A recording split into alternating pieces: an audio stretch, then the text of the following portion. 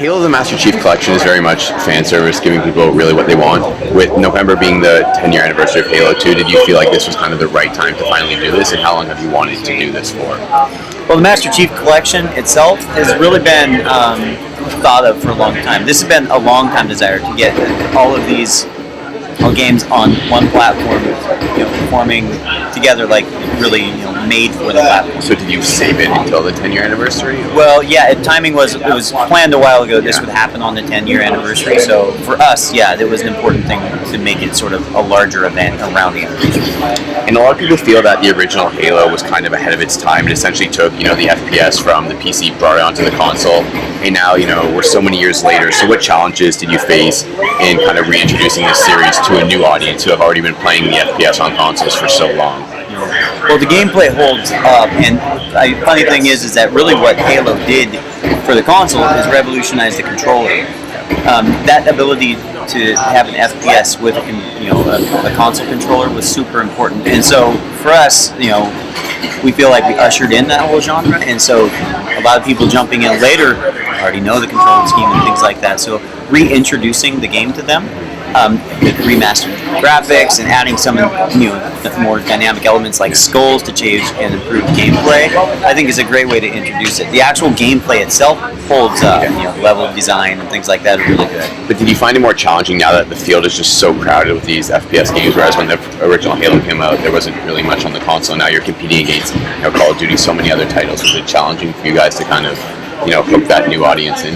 Oh yeah, it is a challenge, and something that we struggle with, even now, right? There's a lot more competition, but sure, that's something that we love to do, and I think Master Chief Collection is actually a great way to do that. When you combine, over 100 multiplayer maps with all of these multiplayer engines, there's a lot of content for a lot of new fans to explore. So you say 100 multiplayer maps. That's from the 4 games. Was there anything new that was created specifically for the collection? Yeah, there's actually specifically for the collection. There's 6 new multiplayer maps created by Certain Affinity in actually an updated multiplayer engine meant to sort of resemble Halo 2 as it existed. So it'll be Halo 2 multiplayer on the new maps. Yeah, more or less.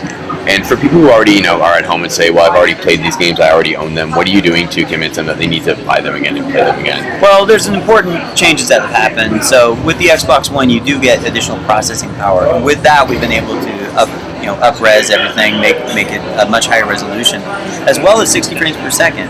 And when you think about the multiplayer, it will be running on dedicated servers as well. So you end up with, a lot of the peer-to-peer problems that would happen, whether it be glitching or things like that. That stuff will be mitigated. And there's a feature here where you could switch between the revamp or the original, which I personally think is a great idea. But why did you guys feel that was important to put in? Why do you think people are going to want to play the original when you could play a revamp version? Right. So with Halo 1 anniversary, when we launched that, we did have what we called Classic Mode, which allowed you for Halo CE anniversary to switch between the two.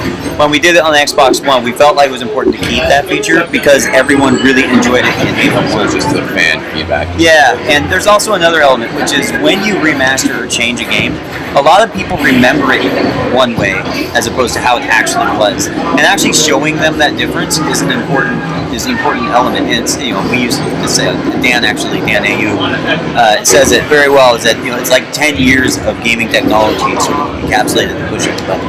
Perfect.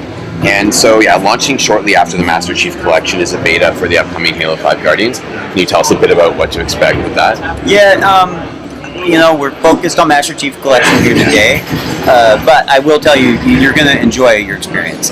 You should be excited.